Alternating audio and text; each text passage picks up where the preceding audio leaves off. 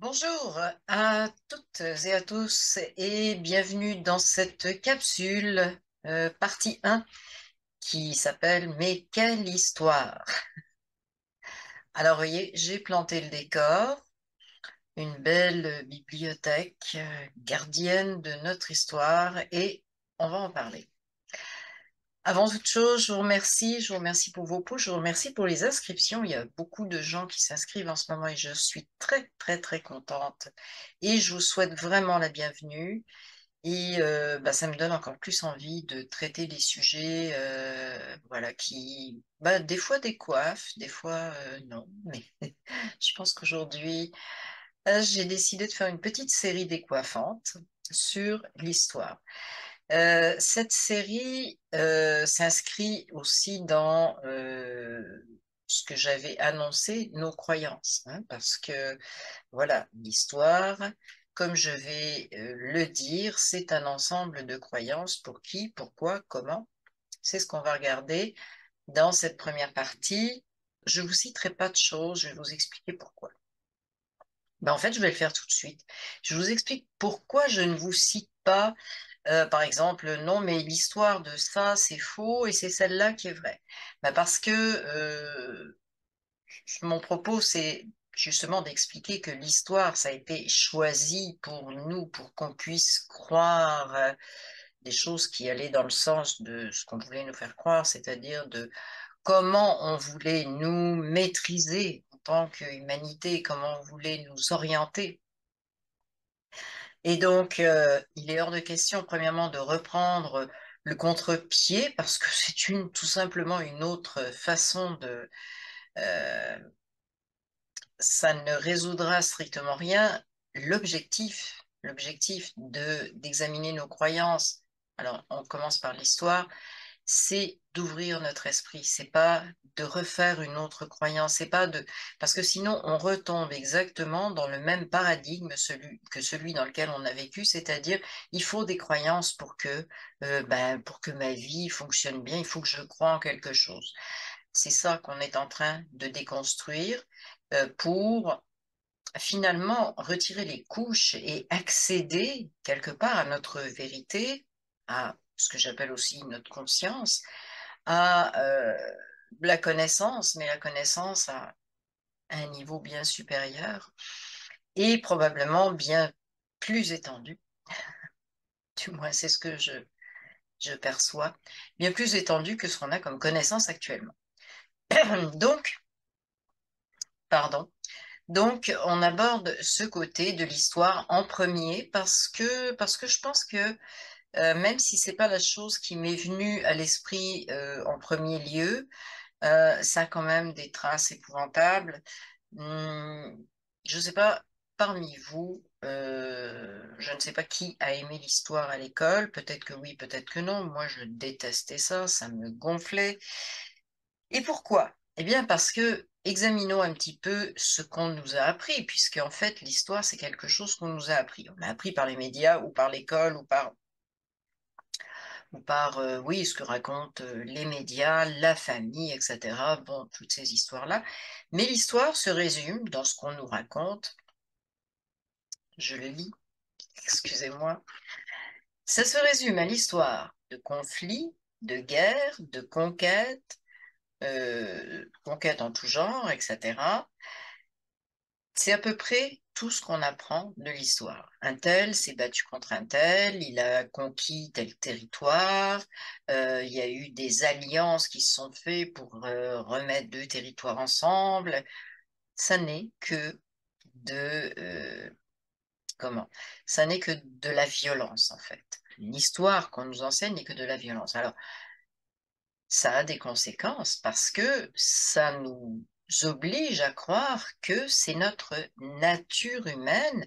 On a juste à se référer à notre histoire. Notre histoire, c'est de la violence, c'est des bagarres, y compris l'histoire au-delà de notre planète, hein, puisque c'est aussi les guerres interstellaires, etc. Donc, on est vraiment baigné dans cette croyance que tout et que tout est conflit, que le monde de dualité dans lequel on est un monde en fait guerrier.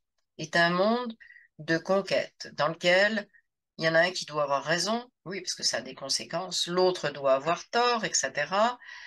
Et on brouille un petit peu les cartes de cette dualité qui, en fait, devrait juste être des chemins qu'on a en face de soi et des choix qu'on a à faire.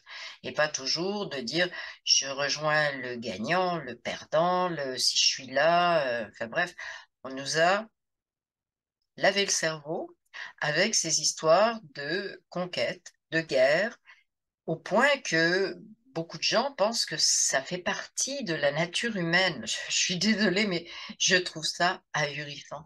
La nature humaine n'est pas de se faire la guerre du tout, du tout, du tout. Mais c'est ancré chez beaucoup de personnes. Euh, bon, particulièrement les personnes qui ne veulent pas décrocher de ce qu'on leur a appris, mais c'est ancré aussi, y compris chez moi, je veux dire, on a des façons de penser qui sont issues de cette éducation, c'est-à-dire que, ah oui, bah, je vais être le premier à trouver ça, je vais être, etc. C'est toujours, on est toujours en conflit, on est toujours, j'arrive sur la ligne d'arrivée, je mets mes patins là, comme dans une conquête, hein, je m'ancre là et vous passerez plus. C'est un petit peu ça qu'on fait. Donc, cette perversion de l'histoire, ce mensonge historique, cette fabrication, hein, on va arriver vraiment à cette fabrication de l'histoire, n'est pas innocente. C'est une fabrication pour, comment dire, comment on appelle ça, modeler l'esprit humain sur l'esprit humain, l'esprit de l'humanité, sur un certain modèle, en fait, les modèles, oui, sur un certain modèle pour obtenir des gains à ce niveau-là. Qui a pu manipuler l'histoire à ce point-là? Euh, je dirais les gens qui ont intérêt. Alors, qui aurait intérêt? Bien sûr, on pense à des dirigeants, à des États, des choses qu'on considère comme étant au sommet de ce qu'il y a sur notre planète, mais en ce qui me concerne, ces gens-là sont des marionnettes du bas astral ou du haut astral, mais des marionnettes astralisées. Et donc, c'est vraiment l'astral qui, comme d'habitude, se sert de nous pour créer. Et dans ce concept de l'histoire de l'humanité telle qu'on nous l'a retransmis, on voit vraiment qu'ils veulent et ils se servent très précisément de notre créativité, parce qu'on va créer quoi? On va créer des guerres à leur place, on va créer de la peur, évidemment, parce que la guerre, etc., tout ça, ça entraîne la peur, la panique, on est dans un état de stress épouvantable et on crée bon, des énergies qu'ils aiment bien. Hein, je ne reviendrai pas là-dessus. Ben si, je reviens dessus. Mais on crée des énergies qui les nourrissent, hein, puisqu'on sait qu'ils se nourrissent d'énergie basse et non pas d'énergie plus haute si on veut hiérarchiser l'énergie. Disons que de vibrations plus, j'aime pas les termes haut et bas, j'aime pas. Mais enfin bref, on va dire de vibrations plus hautes. Donc ils se nourrissent de vibrations basses et donc ces vibrations basses, il faut les créer, il faut les entretenir. L'histoire est un des outils, un des leviers qui sert pour ça, qui est quand même la trame de, puisqu'il y a la croyance que c'est ça notre nature humaine, c'est ça notre destin d'humain, c'est ça notre planète fonctionne comme ça, il n'y a qu'à voir dans chaque pays tout ce qui est raconté, ça n'est pas la vie heureuse du peuple, c'est la guerre. C'est la guerre, c'est la conquête, sont les défaites, sont les gains, etc. Ça n'est que ça. Donc, on est extrêmement manipulé là-dessus et cette histoire est complètement, alors elle est faussée et fausse. Moi, je n'ai aucune preuve parce que là, on nous a dit l'histoire, c'est ça. Mais ça, c'est un postulat. L'histoire, c'est ça. Oui, bon, très bien. J'ai pas de preuve que l'histoire, c'est ça. Et ça, c'est la première croyance à mettre par terre. L'histoire, on nous a raconté une histoire, comme on lit un livre d'histoire à un enfant, mais pour moi, c'est rien de plus. Quelqu'un a écrit une histoire, puis il veut que ça soit la vérité. Bon, très bien pour lui. garde-la pour toi. Pour moi, je n'ai aucune preuve, je n'ai aucune, même, comment, quand je dis preuve, c'est très large. Je ne ressens pas, en regardant cette histoire, que je fais partie de cette histoire en tant qu'humain, qu'elle décrit, qu'elle colle à ce que je suis en tant qu'humain. Pour moi, non, c'est complètement, complètement extérieur à moi. Alors, on a vu si on a besoin de se rafraîchir un petit peu la mémoire, on a une histoire excessivement récente qui fait école pour nous, hein, c'est-à-dire depuis 4 ans. Donc on a vu, il y a 4 ans, 3 ans, etc., bon, cette crise coco où on nous a fabriqué, et ça c'est en train de sortir, on nous a fabriqué une histoire complètement fausse, c'est-à-dire une fausse bestiole avec des fausses maladies, avec des fausses interventions, avec enfin bref, quoi, pour arriver à des fausses picousses, etc. Ben, fausses non, mais oui, fausses selon les critères qu'ont les picousses d'habitude pour être utilisées, on va le dire comme ça. Donc on a toujours, je me réfère à cette crise coco qui est absolument extraordinaire parce que elle nous démontre à tous les niveaux comment se fait la manipulation et donc comment on écrit une histoire à notre place en, en prétendant qu'il y a des bases solides, scientifiques, etc. Là, c'est en train de s'effondrer, on est en train de voir que c'est pas ça du tout, en écartant les personnes qui disent bah, très bien, il y a ça, moi j'ai la solution. Non, surtout pas, on veut pas de solution, on veut pas donner la parole à des gens qui auraient des solutions pour pas couper cette grande manipulation. Donc, on a vu, on a vécu très récemment, et il faut pas l'oublier, cette grande crise manipulatoire. Et l'histoire est au même niveau. Qui l'a écrit? Qui a écrit le scénario Coco? Qui a écrit, qui a écrit le scénario de notre pseudo-histoire de l'humanité? Je ne parlerai pas aujourd'hui de l'histoire très très lointaine. Je parle en fait d'une histoire relativement contemporaine, hein, c'est-à-dire bon ben, je disais des guerres, des choses comme ça. Je rappelle que bon, sans retomber jusqu'à l'origine des choses, mais par exemple, on peut faire remonter l'histoire des Khazars, hein, c'est-à-dire nazis, hein, jusqu'à Babylone, etc. Mais, je le répète, je fais cette première capsule sur l'histoire, il n'est pas question de remplacer une croyance par une autre croyance, ça serait complètement, mais complètement contre-productif. On se repiégerait exactement dans la même chose. Pour moi, l'objectif, c'est tout simplement de dire, bah, j'ai un doute, j'ai pas de preuve, donc toutes les portes s'ouvrent. Et pas de dire, bah, je vais fouiller pour trouver la bonne hypothèse, parce que ça, c'est ce qu'on nous a appris à faire, hein. C'est, ah ben, tu crois pas à ça, ou tu penses que c'est pas ça, donc donne la bonne réponse. Pour l'instant, nous n'avons pas de bonne réponse.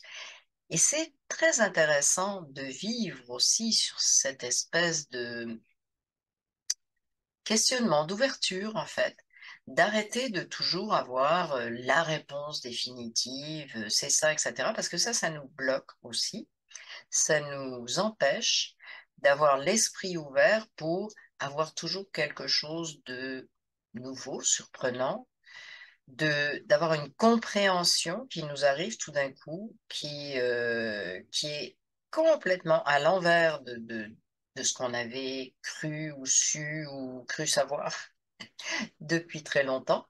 Donc, refaire une autre croyance à la place, c'est fermer la porte à cette grande ouverture.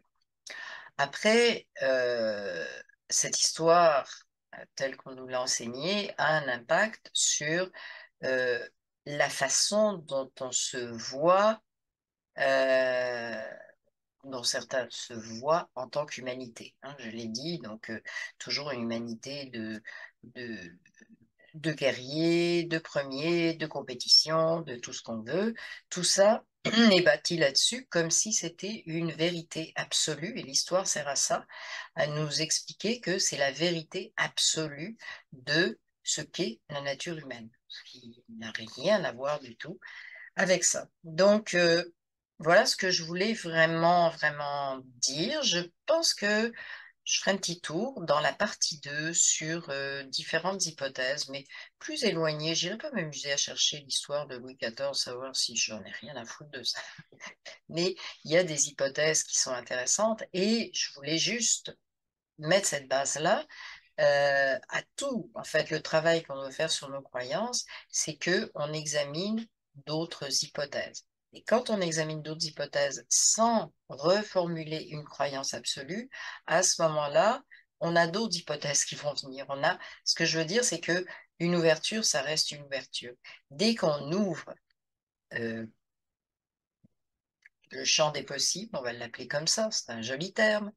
Donc, dès qu'on ouvre ça, eh bien, il y a d'autres choses qui se présentent et c'est sans fin et c'est toujours, euh, on affine notre compréhension, mais sans jamais fermer la porte en disant c'est comme ça que ça se passe. Donc, c'est ça pour moi l'importance de faire le ménage dans cette histoire, de comprendre ce que je vous ai dit, de la même façon que Coco est une belle fabrication et on en a les preuves, eh bien, ça fait des milliers, voire plus que ça, d'années qu'on vit sur cette manipulation. Là, on a eu, et il faut surtout pas oublier ça, on l'a eu il y a 4 ans, et puis bon, ça continue plus ou moins, là, mais disons pendant 2 années vraiment intenses, on a eu un condensé de cette façon de manipuler, de contrôler, de mentir, de faire passer des mensonges pour des vérités, etc., etc. Donc à partir de là, on peut douter de tout. Et c'est ça, la démolition des croyances. Pourquoi? Pour ouvrir la possibilité à autre chose. Et le autre chose ne doit pas être une croyance ou on peut dire pour l'instant, je vais adopter ça. À partir du moment où dans l'intention, on a ce pour l'instant, je réviserai, il y a possibilité de réviser, il y a possibilité de tout changer à notre moment et qu'on devient très familier avec cette notion-là de c'est ça maintenant et on verra après comment ça évolue, tout va bien. Quand rien ne va, quand au contraire on dit ben, c'est comme ça, c'est la boîte carrée et puis il n'y a rien à l'extérieur. C'est pas vrai, il n'y a pas de bon. Voilà ce que je voulais vous dire pour aujourd'hui et puis bah, bientôt la partie 2. Donc je vous souhaite une très bonne, bah, pour moi c'est la fin de la journée, alors on va dire une bonne fin de journée, comme si vous étiez sur le même, à la même latitude que moi, ce qui n'est pas tout à fait le cas pour un certain nombre, pour d'autres aussi. Et puis je vous dis à la prochaine vidéo.